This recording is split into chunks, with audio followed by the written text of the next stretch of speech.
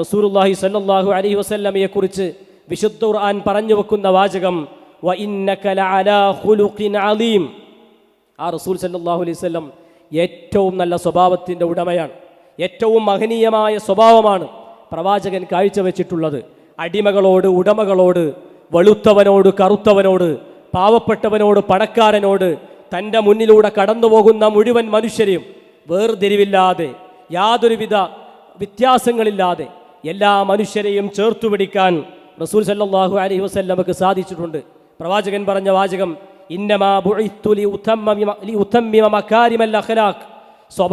നല്ല സ്വഭാവത്തിൻ്റെ പൂർത്തീകരണത്തിന് വേണ്ടിയാണ് ഞാൻ നിയോഗിക്കപ്പെട്ടത് എന്ന് റസൂലുള്ളാഹി സ്വല്ലല്ലാഹു അലൈഹി വസല്ലം അവിടുന്ന് പഠിപ്പിക്കുന്നു. ഒരു മനുഷ്യൻ്റെ സ്വഭാവം കണ്ട് നമ്മൾ ആരെയെങ്കിലും സ്നേഹിക്കുന്നുണ്ടെങ്കിൽ അതിലേറ്റവും അർഹമായിരിക്കുന്നത് അള്ളാഹുവിൻ്റെ റസൂൽ സല്ലല്ലാഹു അലൈഹി വസല്ലമയെ സ്നേഹിക്കുക എന്നുള്ളതാണ്.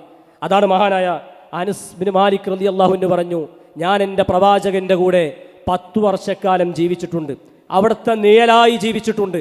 പ്രവാചകൻ്റെ കൂടെ 10 വർഷം മഹാനായ അനസ് റളിയല്ലാഹു അൻഹു ജീവിക്കുമ്പോൾ ഒരിക്കൽ പോലും എന്നോട് എന്തിനാണ് അനസേ ഇങ്ങനെ പ്രവർത്തിച്ചത് എന്ന് ചോദിച്ചിട്ടില്ല.